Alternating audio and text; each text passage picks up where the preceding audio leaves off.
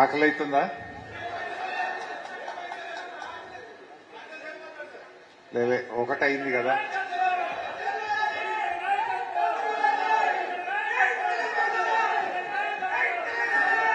గౌరవనీయులు,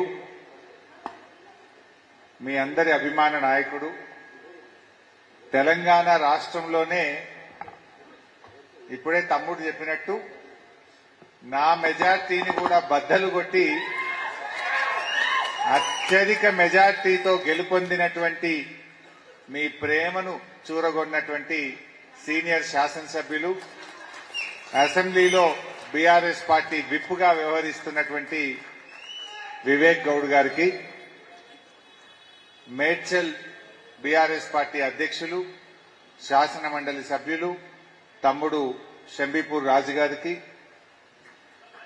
అదేవిధంగా గౌరవనీయులు రాగిడి లక్ష్మారెడ్డి గారికి, గౌరవ శాసన మండలి సభ్యులు, ప్రజాకవి, ప్రజల బాధలెక్కడుంటే ప్రజల గలంగా, ప్రజలలో ఒకడుగా అన్ని రకాల సామాజిక ఉద్యమాలకు, తెలంగాణ ఉద్యమానికి ఊతమిచ్చి వెన్నుదండుగా నిలిచినటువంటి పెద్దలు గోరేటి వెంకన్న గారు, సాగర్ గారు, బాలరెడ్డి గారు, స్థానిక కార్పొరేటర్ సత్యనారాయణ గారు, ఎస్సీ ఎస్టీ కమిషన్ చైర్మన్ గా పనిచేసిన తమ్ముడు ఎర్రోళ్ల శ్రీనివాస్ గారు, వేదిక మీద ఉన్న గౌరవ కార్పొరేటర్లు, ముఖ్యంగా మంత్రి సత్యనారాయణ, జగన్, సురేష్ రెడ్డి, మహమ్మద్ రఫీ, వేదిక మీద ఉన్న పెద్దలు, వివిధ కాలనీల నుంచి ఇక్కడికి వచ్చేసినటువంటి అధ్యక్షులు, కార్యదర్శులు, 22A బాధితులు, ఈ ప్రభుత్వ బాధితులు, మీడియా మిత్రులు అందరికీ పేరు పేరున నమస్కారం. మా అక్కా చెల్లెళ్ళకు కూడా.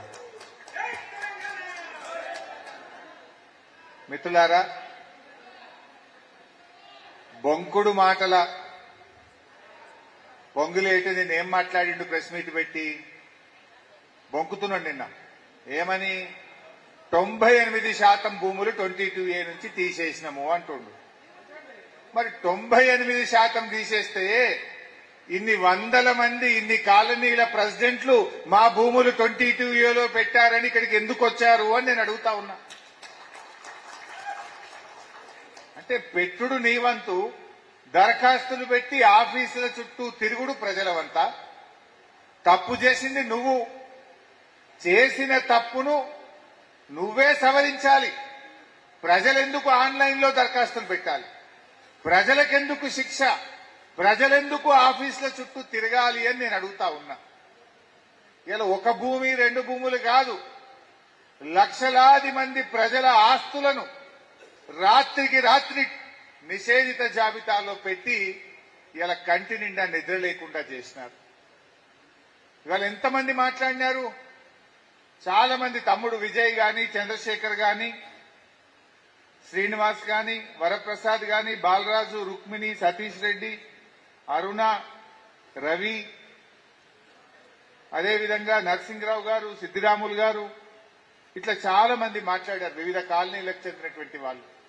మా కాలనీ 22Aలో పెట్టినారు, మా కాలనీ మొత్తం 22Aలో పెట్టినారు. ఆయన విజయ్ అయితే చెప్తా ఉండే, ఏది పద్మారావు నగర్ ఫేజ్ 1 కాలనీ 58 సంవత్సరాల కింద లేఅవుట్ అయిందన్నా. నేను సెకండ్ పర్చేజర్ను, ఇప్పుడు తీసుకుపోయి దాన్ని 22Aలో పెట్టుడు ఇదేమి పిచ్చితనం, ఇదేం తుగ్లక్ చేదియా అని చెప్పి పద్మారావు నగర్ చెందిన విజయ్ చెప్తా ఉన్నాడు. అట్లనే చంద్రశేఖర్ స్ప్రింగ్ ఫీల్డ్ కాలనీ గాని, అదేవిధంగా నిజాంపేటకి సంబంధించి 1950లో మా ఈ పట్టా భూములు, దాన్ని తీసుకుపోయి ఇప్పుడు 22Aలో పెట్టినారు అని చెప్తా ఉన్నారు. చంద్రశేఖర్ ఇంకో మాట చెప్పిండు.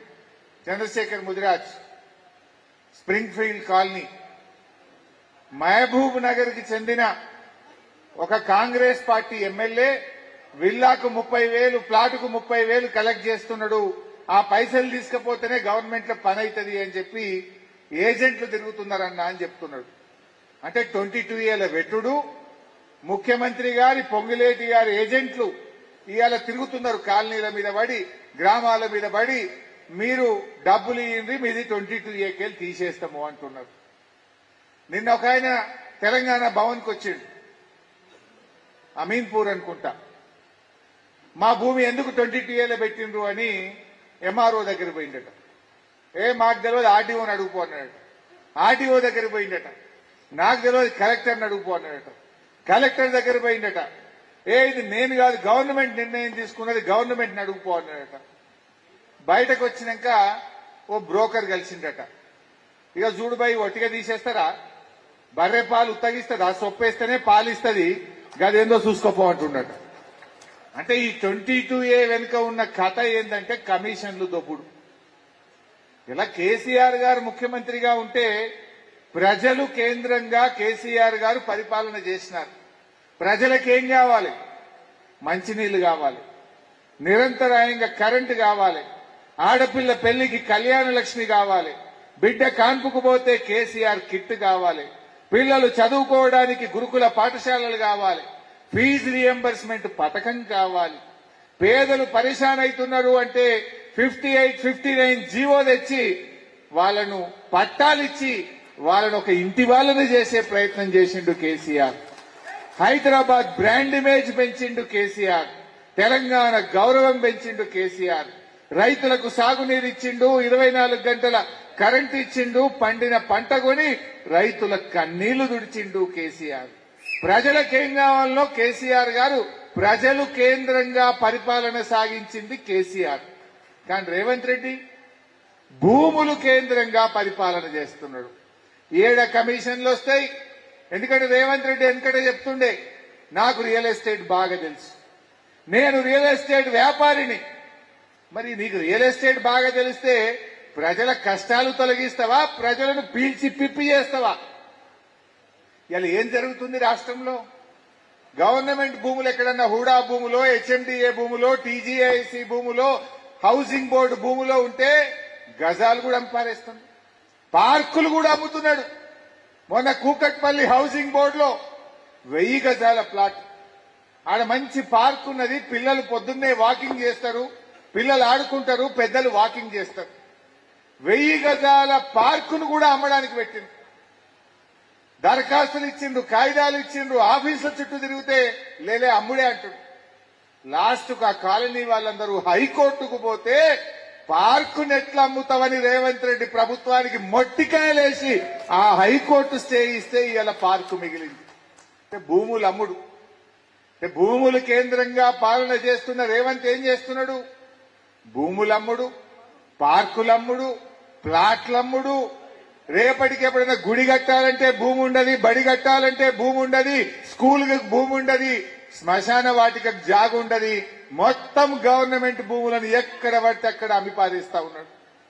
రేపు ప్రజలు ఉన్నారు కదా, జనాభా పెరుగుతున్న ఈ హైదరాబాద్ కు ఓ వాటర్ ట్యాంక్ కట్టాలి, ఓ దవాఖానా కట్టాలి, ఓ పార్కు కట్టాలి, పిల్లలకు ఓ గుడి కట్టాలి, బడి కట్టాలంటే ఉన్న జాగలు అమ్మితే ఎట్లా ఇప్పుడు జరుగుతుంది? బొందలగడ్డకు కూడా జాగలు లేకుండా చేస్తావా రేవంత్ రెడ్డి? మా క్రిస్టియన్లకో, మా ముస్లింలకో, మా హిందువులకో ఎక్కడైనా బొందలగడ్డ కన్నా ఇంత జాగ ఉండాలనా వద్దా? గజాలు అమ్ముతా, ఎకరాలు అమ్ముతా, కనబడ్డ భూముల్లో అమ్ముతా అంటే ఇది ఎక్కడి పద్ధతి అని నేను అడుగుతా ఉన్నా. ఒకవైపు భూముల అమ్మకం, మరొక వైపు ఏం చేస్తున్నాడు? అసైన్డ్ భూములు. నాడు కాంగ్రెస్ పార్టీ ఏం చెప్పిందంటే ఎస్సీలకు, ఎస్టీలకు, బీసీలకు మేము రాగానే పట్టాలు ఇస్తాం, మీకు భూమిని అమ్ముకునే హక్కులు కల్పిస్తామన్నాడు. ఏమైంది రేవంత్ రెడ్డి? 34 నెలలైంది నువ్వు వచ్చి, దగ్గర 3 ఏళ్లకు వచ్చింది. నువ్వు పట్టా ఒక్కలకు కూడా ఇయ్యలే. ఇవాళ 1,00,000 ఎకరాల ఎస్సీ, ఎస్టీ, బీసీల అసైన్డ్ భూములు లాక్కొని వ్యాపారం చేస్తా ఉన్నాడు. టీజీఐసి ద్వారా ఎక్వైర్ చేస్తున్నారు. అడ్డికి పావుషేరుకు పాపం ఆ దళితుల దగ్గర భూములు లాక్కొని ఇవాళ కమిషన్ల పేరిట పెద్ద ఎత్తున కమిషన్లు తీసుకొని బడా బడా పారిశ్రామికవేత్తలకు ఇవాళ భూములు కట్టబెడతా ఉన్నారు. 1,00,000 ఎకరాల ఎస్సీ, ఎస్టీ, బీసీల భూములు లాక్కున్నాడు. గవర్నమెంట్ భూములేమో అమ్మకానికి పెడితివి, ఎస్సీ, ఎస్టీల భూములు గుంజుకొని కమిషన్ల కోసం పారిశ్రామికవేత్తలకు కట్టబెడితివి. ఇక పట్టా భూములు ప్రజలు ఈ కుత్బుల్లాపూర్ లో ఉండే వాళ్ళంతా రెక్కాడితే డొక్కాడని వాళ్ళు, పేద మధ్యతరగతి ప్రజలు, భార్య భర్త ఇద్దరు ఉద్యోగం చేసి చిట్టీలు వేసుకొని రూపాయి జమ చేసుకొని ఒక ఫ్లాట్ కొనుక్కుంటారు. 60 గజాలో 70 గజాలో 100 గజాల్లో చిన్న ఇల్లు కట్టుకుంటారు. ఇలా రాత్రికి రాత్రి నిషేధిత జాబితాలు పెడితే ఇది తుగ్లక్ ప్రభుత్వం కాదా? అసలు ఎట్లా పెడతావు నువ్వు? నీకెవడో హక్కు ఇచ్చిండు? ఇప్పుడు రక్షకుడే భక్షకుడైన వేళ అంటారు. ప్రజల ఆస్తులను కాపాడాల్సిన ప్రభుత్వం ఇవాళ ప్రభుత్వమే కంచె చేను మేసిన విధంగా ఆస్తులు కాపాడాల్సిన ప్రభుత్వం ఆ ఆస్తులను లాక్కొని రాత్రికి రాత్రి ప్రజలను ఇలా ఆగం చేస్తున్నది రేవంత్ రెడ్డి ప్రభుత్వం. నీ బాధ్యత ఏంటి? ప్రజల ఆస్తులకు రక్షణ కలిగించాలి. కానీ రేవంత్ రెడ్డి వచ్చినాక ఈ తెలంగాణ రాష్ట్రంలో ప్రజల ప్రాణాలకు రక్షణ లేదు, ప్రజల ఆస్తులకు రక్షణ లేకుండా అయిపోయింది. ఎన్ని హత్యలు జరుగుతున్నాయి, ఎన్ని రేప్ కేసులు జరుగుతున్నాయి. తెలంగాణలో మహిళలకు రక్షణ లేకుండా పోయింది, చిన్న పిల్లలకు రక్షణ లేకుండా పోయింది, ప్రజల ప్రాణాలకు రక్షణ లేకుండా పోయింది. ఇవాళ ప్రజల ఆస్తులకు కూడా రక్షణ లేనటువంటి పరిస్థితి ఏర్పడ్డది. ఈ ఏంది 22A? ఇవాళ పొద్దున్నే నాకు ఖమ్మం జిల్లాకేలో ఒక రైతు ఫోన్ చేసినాడు. ఒకటే ఫోన్ కొడుతుండే, నేనేమో పబ్లిక్ లో ఉన్నా, ఫోన్ ఎత్తితే ఆ రైతు చెప్తున్నాడు, ఎర్రుపాలెం మండలం భీమవరం గ్రామం, ఈ 22A ఒక హైదరాబాద్ లో లేదు, మొత్తం తెలంగాణలో 1 కోటి ఎకరాల భూమిని 22Aలో పెట్టింది. రైతు లాగం, ఇండ్లు కట్టుకున్నో లాగం, ప్లాట్లు కొనుక్కున్నో లాగం, బిడ్డ పెళ్లికి లగ్గాని కోసం అల్లుడికి ఇస్తామని ఒక ప్లాట్ కొంటే అది కూడా 22Aలో పెట్టింది. అంత ఆగమే ఉన్నది. ఖమ్మం జిల్లా ఎర్రుపాలెం మండలం భీమవరం గ్రామం నుంచి పొద్దున్నే ఒక రైతు ఫోన్ చేసిండు. అన్నా, మా ఊర్లో 361 మంది రైతుల భూములన్నీ 22Aలో పెట్టిండ్రన్నా, మేము ఏం కావాలి, మాకు పరిశాన్ అవుతుంది అంటాడు. ఇలా వ్యవసాయ భూములు 22Aలో పెడితే రైతు బంధు రాదు, ఎరువులు దొరకవు, విద్యుత్ కనెక్షన్ రాదు, ఎవడన్నా ఆపదకో సంపదకో అమ్ముకుందామంటే ఆ భూమి అమ్ముడుకోని పరిస్థితి. ఆ ఎర్రుపాలెంలో 3000 ఎకరాలుంటే సగం భూమిని 22Aలో పెట్టిండ్రు. ఇవాళ 361 మంది రైతులం ఆగమైపోయినాం. అన్నా, జర టైం ఇస్తే హైదరాబాద్కి వచ్చి కలుస్తాము అని నాకు ఖమ్మం జిల్లాకి వెళ్ళి పొద్దున ఫోన్ చేస్తా ఉన్నారు. నిన్న సాయంత్రం యాదాద్రి జిల్లా రాజాపేట్ మండలం చల్లూరుకెళ్ళి ఒక తమ్ముడు ఫోన్ చేసిండు. ఆ చల్లూరు నుంచి తమ్ముడు ఏమంటాడంటే, మా ఊరు సగం 22Aలో పెట్టిండ్రు అన్న అంటాడు. అరే, ఊరెందుకు పెడతారా తమ్మి అంటే, ఏమో అన్న, ఇది తుగ్లక్ గవర్నమెంట్ ఉన్నది, 150 ఇండ్లు దాదాపు సగం ఊరును 22Aలో పెట్టిండ్రు అన్న, మా ఊర్లో కానీ లగ్గం ఉన్నది, అమ్మకానికి పెట్టిండు, బేరమైంది, రిజిస్ట్రేషన్ ఆఫీస్కి పోతే 22Aలో ఉన్నది, కాదుపో అంటున్నాడు. అరే, ఇదేందన్నా, మేము ఆగమైపోయినా, మా ఊరంతా ఆగమైతుంది అని నిన్న యాదాద్రి జిల్లా చల్లూరుకేలో ఒక తమ్ముడు ఫోన్ చేసి బాధపడతా ఉన్నాడు. నిన్న మా పటాన్ చెరువు ఎమ్మెల్యే మహిపాల్ రెడ్డి ఫోన్ చేసిండు. అదే, మా దగ్గర అమీన్పూర్ పోలీస్ స్టేషన్ 22Aలో పెట్టిండ్రు అంటుండ్రు.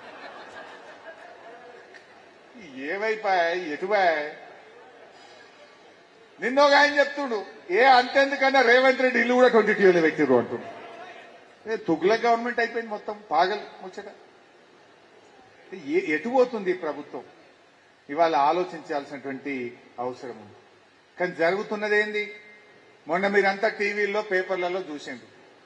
రేవంత్ రెడ్డి తమ్ముడికేమో 100 కోట్ల విలువ కలిగిన భూమిని రేవంత్ రెడ్డి తమ్ముని కంపెనీకేమో కట్టబెట్టిండు.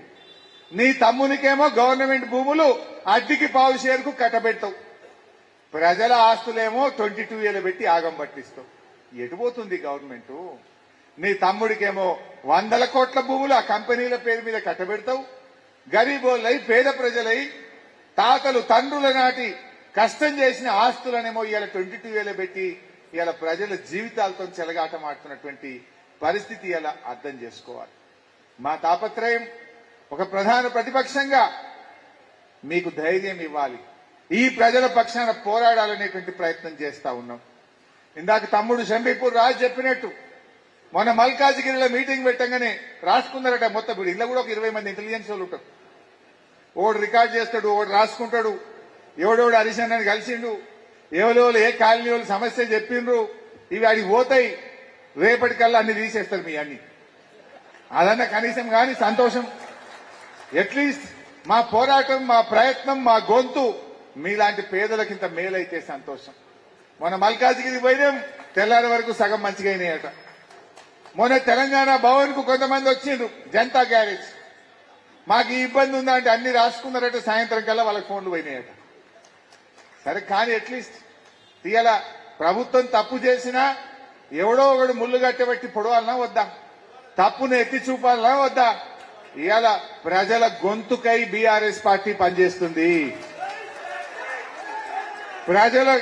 ప్రజలే కేంద్రంగా, ప్రజల ఇబ్బందులే కేంద్రంగా, ప్రజల కష్టాలే కేంద్రంగా, ఎక్కడ సమస్య ఉంటే అక్కడ బీఆర్ఎస్ పార్టీ ప్రజల పక్షాన నిలబడి పోరాటం చేస్తా ఉంది.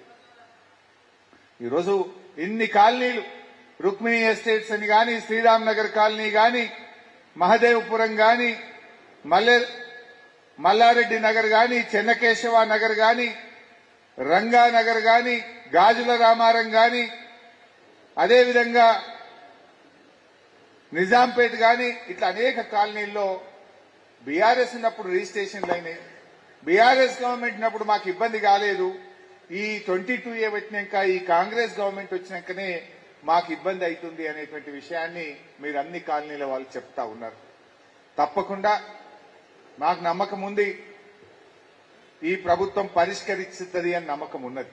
ఒకవేళ పరిష్కరించకపోతే సెప్టెంబర్ 7వ తారీఖు నాడు అసెంబ్లీ ఉన్నది. ఆ అసెంబ్లీని దద్దరింపజేసి, అసెంబ్లీని స్తంభింపజేసి, ఈ ప్రభుత్వం మెడలు వంచైనా మీ భూములను తిరిగి మీ హక్కులు మీరు పొందే విధంగా బీఆర్ఎస్ పార్టీ మీ గొంతుకై పరిష్కరిస్తుంది. డెఫినెట్ గా పోరాటం. మీ వివేక్ గౌడే అసెంబ్లీలో మా విప్పు, ఆయన మా అందరికి విప్పిచ్చేస్తాడు. రేపు 22A భూములు తీసేదా కొట్లాడాలని మా అందరికి విప్పిచ్చేస్తాడు. మేము అందరం కొట్లాడతాం గ్యారంటీగా.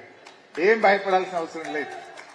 ఎందుకంటే ఇందులో న్యాయం ఉన్నది, ధర్మం ఉన్నది. మీరు అడుగుతున్న దాంట్లో ఇలా తప్పు పొంగులేటి శ్రీనివాసరెడ్డిది. నువ్వు తప్పు చేస్తే ప్రజలకు శిక్ష ఎందుకు? తప్పు ప్రభుత్వానికి, శిక్ష ప్రజలదా? నువ్వు రాత్రికి రాత్రి అత్యాశకు పోయి నువ్వు డబ్బులు సంపాదించాలనే దురాశలో ఈ పొంగులేటి శ్రీనివాసరెడ్డి ఈ భూములన్నీ 22Aలు పెట్టిండు. కానీ పొంగులేటి శ్రీనివాసరెడ్డికి తెలియదు ఒకటి ఉంటది, నీ డబ్బు దురాశనే నీ దుఃఖానికి ఏదో ఒకనాడు కారణమైతది. మిస్టర్ పొంగులేటి శ్రీనివాసరెడ్డి, దురాశ ఎన్నటికైనా చేటే. నువ్వు ఈ 22Aలు పెట్టాలి, కమిషన్లు కొట్టాలి, 30% వసూలు చేయాలని చేసిన ఒక కుట్రతోని ఇలా లక్షలాది మంది ప్రజల జీవితాలు ఆగమైనాయి. అరే పెళ్లిలు ఆగమైతున్నాయి. దవాఖానకు బయట వాళ్ళకి పైసలు లేక బ్యాంకులకు కుదబెడదామంటే బ్యాంకులు తీసుకోవట్లేదు. అప్పులు ఇచ్చేవాడు అప్పులు ఇస్తలేడు. అమ్ముకుందామంటే కొనేవాడు లేడు. ప్రాపర్టీల విలువ తగ్గిపోయింది. ఆనాడు కేసీఆర్ గారు ఉంటే మీ ఆస్తుల విలువ పెరిగింది. 10 ఏళ్ల కేసీఆర్ ప్రభుత్వంలో 5,000 గజం ఉన్నది 10,000 అయింది. 10,000 గజం ఉంటే 20,000 అయింది కేసీఆర్ గారి ప్రభుత్వంలో. కానీ రేవంత్ రెడ్డి వచ్చినాక నాకు రియల్ ఎస్టేట్ తెలుసు, నాకు రియల్ ఎస్టేట్ తెలుసు అంటే ఢమాలు అన్నది. డామ్ అన్నది రియల్ ఎస్టేట్. 50,000 గజం పోయింది, ఇప్పుడు 20 కూడా కొంటలేడు ఎవడు. 20,000 గజం పోయింది, అరే ఇంకా లగ్గం ఉన్నది 10,000 తీసుకో అంటే కూడా వద్దు వద్దు అంటుండు వాడు. నాకు ఇంత పిచ్చి తుగ్లక్. ఓ దిక్కు హైడ్రా పెట్టిండు, ఓ దిక్కు 22A పెట్టిండు. హైడ్రా పెట్టి ఏ రాత్రి ఎవడొస్తాడో, ఎవడు గులగొడతాడో, ఎవడు భూమి లాక్కుంటాడో అని ఒకవైపు హైడ్రా పెట్టినావు. ఇప్పుడేమో 22A పిడుగు లాంటి 22A పెట్టినావు. నీ హైడ్రా దెబ్బకు, నీ 22A దెబ్బకు హైదరాబాద్ లో, ఈ తెలంగాణలో ఆస్తుల విలువ పడిపోయింది. కేసీఆర్ హయాంలో ఆస్తుల విలువ పెంచింది. రైతు భూమి, రైతుల చేతిలో ఉండే భూమి విలువ పెరిగింది. రైతు గౌరవం పెరిగింది. ప్రజలకు ధైర్యం ఇచ్చిండు కేసీఆర్. కానీ రేవంత్ రెడ్డి వచ్చినాక మొత్తం డామ్ అన్నటువంటి పరిస్థితి ఏర్పడ్డది. అయితే ఇక్కడ ఒక విషయం అర్థం చేసుకోవాలి. ఈ తప్పు పొంగులేటి ఒక్కటే చేసిండా, దీని వెనుక రేవంత్ రెడ్డి ఉన్నాడా? 100కు 100% రేవంత్ రెడ్డి ఉన్నాడు. ఇంట్లో A1 రేవంత్ రెడ్డి, A2 పొంగులేటి శ్రీనివాస్ రెడ్డి. ఎందుకు నేను ఉత్తగా చెప్తలేదు. 3 వద్దుల క్రితం కోమటిరెడ్డి వెంకటరెడ్డి ఉన్నది ఉన్నట్టు కుండ బద్దలు కొట్టిండు. ఆయన అప్పుడప్పుడు జర ఉన్నది ఉన్నట్టు మాట్లాడతాడు. ఏమన్నాడు 3 వద్దుల కింద? మా యాదాద్రి జిల్లాలో 40,000 ఎకరాలు నిషేధిత జాబితాలో పెట్టిండ్రని 4 నెలల కిందనే రేవంత్ రెడ్డికి నేను చెప్పినా అన్నాడు. అంటే 4 నెలల కిందనే రేవంత్ రెడ్డికి తెలుసు కదా. ఎప్పుడైతే నీ మంత్రి కొమటేడి చెప్పంగానే నువ్వు అధికారులను పిలిచి ఎట్లా పెట్టిండ్రు 22 ఏళ్ళ ప్రజలను ఎందుకు ఇబ్బంది పెడుతున్నారు అని రేవంత్ రెడ్డి అడిగుంటే ఈ హైదరాబాద్ ప్రజలకు రాష్ట్రమంతా ఈ సమస్య వచ్చుండేదా? ఈ సమస్య వచ్చునా? అంటే రేవంత్ రెడ్డికి 4 నెలల కిందనే తెలిసి ముచ్చట. తెలిసినా సపోర్ట్ చేయకుండా ఎందుకున్నాడు? ఎందుకంటే 50-50 పొంగులేటి రేవంత్ రెడ్డి 50-50. అందుకే రేవంత్ రెడ్డి సపోర్ట్ చేస్తలేడు. రేవంత్ రెడ్డి చిన్న చిన్న దానికి ఎంక్వైరీ చేస్తాడు. మొన్న మంత్రి ఉత్తమ్ కుమార్ రెడ్డి శాఖలో సివిల్ సప్లైస్ డిపార్ట్మెంట్ లో విజిలెన్స్ ఎంక్వైరీ వేసిండు, ఈడీకి ఇచ్చిండు. మరి దీని మీద ఎందుకో ఎంక్వైరీ వేస్తలేడు? ఎవడు ఈ భూములను నిషేధిత జాబితాలో పెట్టుమని చెప్పిండు? ఎవరి తప్పు వల్ల ఈ లక్షలాది మంది ప్రజలు కనీసం గుండె మీద చేసుకొని నిద్ర కూడా పోని పరిస్థితులు ఎందుకు వచ్చినాయి? నిద్ర లేని రాత్రులు గడపడానికి ఇన్ని లక్షల మంది ప్రజలను బాధ పెట్టడానికి కారకుడెవడో అతన్ని శిక్షించాలనా వద్దా? ఉటిగానే సారీ చెప్తే అయిపోతుందా? అంటే వాడెవడో వస్తాడు, మర్డర్ చేస్తాడు, మళ్ళీ వచ్చి సారీ అనగానే మాఫా? దొంగతనం చేస్తాడు వాడు, ఇంట్లోకి వచ్చి అంత ఎత్తుకపోతాడు, సారీ అంటే మాఫా? ఇప్పుడు ఇన్ని లక్షల మంది ప్రజల ఆస్తులను నిషేధిత జాబితాలో పెట్టి రేపది తీసేసినా ఎవడన్నా కొనమంటే డౌట్ పడతాడు. ఏమో వీడు మళ్ళా తీసింది కానీ మళ్ళా పెడతాడేమో, ఇది ఒకసారి అందులో పోయింది కదా అని ఎవడు రేపు కొనేటోడు కూడా కొనడు. 10,000కి పోతే 5,000కి ఇస్తావా లేకపోతే కొన అంటాడు. అంటే ఇంతమంది ప్రజల ఆస్తుల విలువ పడిపోయి ఇంతమందిని ఆగం పట్టిన ఈ తప్పిదానికి కారణం ఎవడో తేలాలనా వద్దా? దీని మీద ఎంక్వైరీ జరగాలనా వద్దా? అందుకే తక్షణమే ఒక సిట్టింగ్ జడ్జితో విచారణ జరపాలని ఇలా బీఆర్ఎస్ పార్టీ డిమాండ్ చేస్తా ఉంది. ఇలా ఒక విషయం తెలుసుకోవాలి, ప్రజల ఆస్తులు నిషేధిత జాబితాలో పెట్టినామంటున్నారు. మర్యాద కొద్ది తీసి తప్పు చేసిన వాడిని శిక్షించి నిర్ణయం తీసుకుంటే మీరు బతుకుతారు, పరిష్కరిస్తే బతుకుతారు. పరిష్కరించకపోతే ఈ ప్రజల పాదాల కింద నలిగి చేస్తారు, జాగ్రత్త అని చెప్పి హెచ్చరిస్తా ఉన్నా. ప్రజల ఆస్తులను మీరు నిషేధిస్తే ప్రజలందరూ కలిసి కాంగ్రెస్ పార్టీని నిన్ను కూడా నిషేధిస్తారు మిస్టర్ రేవంత్ రెడ్డి. ఆ విషయం ఇవాళ గుర్తుపెట్టుకోవాల్సిన అవసరం ఉంది.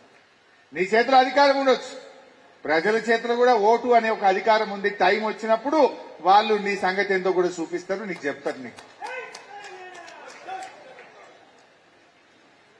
ఇవాళ అందుకే బీఆర్ఎస్ పార్టీ ఒక డిమాండ్ చేస్తుంది, అసలు ఏది పెట్టినావు ఏది తీసినావు ఒక వైట్ పేపర్ రిలీజ్ చేయి, పబ్లిక్ డొమైన్ లో పెట్టు. ఎందుకు సీక్రెట్ గా పెడుతున్నావు? ఇలా నిషేధిత జాబితాల లిస్టు భూభారతిలో బ్లాక్ చేసేసాను, కనబట్టలేదు. దాన్ని ఎందుకు బ్లాక్ చేసినావు? ఎందుకు సీక్రెట్ గా పెడుతున్నావు? అంటే దీన్ని బట్టి ప్రజలకు అనుమానం కలుగుతుంది. అంటే నువ్వు ఏది పెట్టినావు ఏది తీసినావు? పెట్టుడు నీ వంతు, దరఖాస్తులు పెట్టి ఆఫీసుల చుట్టూ తిరుగుడు ప్రజల వంత. ఏది నిషేధిత జాబితాలో పెట్టినారో మీకు తెలుసు కదా, నువ్వే కదా పెట్టినట్టు తీసేయి, ప్రజల ఆస్తులకు రక్షణ కల్పించు, హక్కుదారుగా ప్రజలకు మళ్లీ హక్కులు కల్పించు అని మేము కోరుతా ఉన్నాం. నువ్వు పెట్టుడేంది, ప్రజలు ఆఫీసుల చుట్టూ తిరుగుడేంది? ఇదే పొంగులేటి ఒక 15 రోజుల కింద ఏమన్నాడు? మా కాంగ్రెస్ గవర్నమెంట్ వచ్చినాక ఒక్క ఎకరా కూడా పెట్టలేదు అన్నాడు. ఒక్క ఎకరా పెట్టకపోతే సారీ ఎందుకు చెప్పినావు? తప్పైందని ఎందుకన్నావు? పెట్టింది నువ్వే, తప్పు చేసింది నువ్వే గనక ఢిల్లీలో జరిగినట్టు జెన్జీ ఎట్లా ముట్టడిచ్చిందో, ఏడ సెక్రటరేట్ ముట్టడిస్తారో, నా ఇల్లు ముట్టడిస్తారో అని ఈ డ్రామాలు పెట్టినావు నువ్వు. సారీ చెప్పినంత మాత్రాన కాదు. అందుకే ఇవాళ రేవంత్ రెడ్డి మేము ఒకటే కోరుతున్నాం, తక్షణమే పొంగులేటి గారిని బర్తరఫ్ చేయాలి. ఇవాళ రియల్ ఎస్టేట్ వ్యాపారుల చేతుల్లో ప్రజల ఆస్తులు పెట్టడమే తప్పు. పొంగులేటి రియల్ ఎస్టేట్ వ్యాపారి ఎంతసేపు ఆస్తులు ఎట్లా సంపాదించాలి, పైసలు ఎట్లా సంపాదించాలి, బేరం ఎట్లా చేయాలని ఆలోచిస్తాడు. ఇవాళ అటువంటి రియల్ ఎస్టేట్ వ్యాపారుల చేతుల్లో ప్రజల ఆస్తులు కాపాడే రెవెన్యూ శాఖ పెట్టడమే ఈ ప్రభుత్వం చేసిన తప్పు. రేవంత్ రెడ్డి నీకు ఇందులో వాటా లేకపోతే, నీ తప్పిదం లేకపోతే తక్షణమే పొంగులేటి శ్రీనివాసరెడ్డిని బర్తరఫ్ చేసి నీ నిజాయితీ రుజువు చేసుకోవాలని చెప్పి కూడా ఈరోజు బీఆర్ఎస్ పార్టీ పక్షాన మేము డిమాండ్ చేస్తా ఉన్నాం. ఎందుకంటే ఈరోజు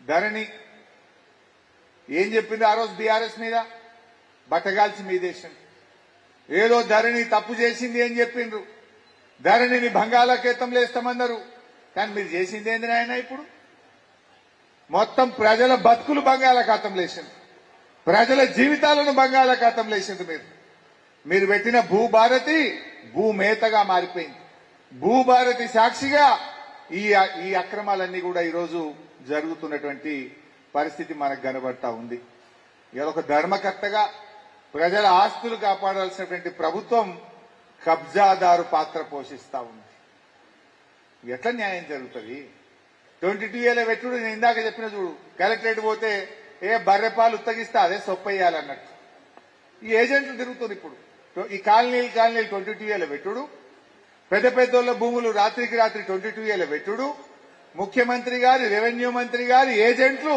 30% దేవో హమ్ క్లియర్ కట్టే ఎన్ని రోజులు తిరుగుతావు కోర్టు చుట్టూ ఎన్ని రోజులు తిప్పలు పడతావు ఆఫీసుల చుట్టూ సపరేట్గా 30% ఇయర్ అదే అయిపోతుంది ఇట్లా ఏజెంట్లు తిరుగుతా ఉన్నారు ఈ రాష్ట్రంలో అందుకే ఇవాళ బీఆర్ఎస్ పార్టీ ఇంకో విషయం కూడా చెప్పాలి నేను రేవంత్ రెడ్డి పొంగులేటి మాకు బేరాలు తెలుసు మాకు రియల్ ఎస్టేట్ తెలుసు మేము రియల్ ఎస్టేట్ లో మా అంత తీస్మార్కాన్లు లేరు అని మీరు మాట్లాడుతున్నారు కానీ మాకు పోరాటాలు తెలుసు మీ మెడలు ఎట్లా వంచాలనో మాకు తెలుసు ఉద్యమాలు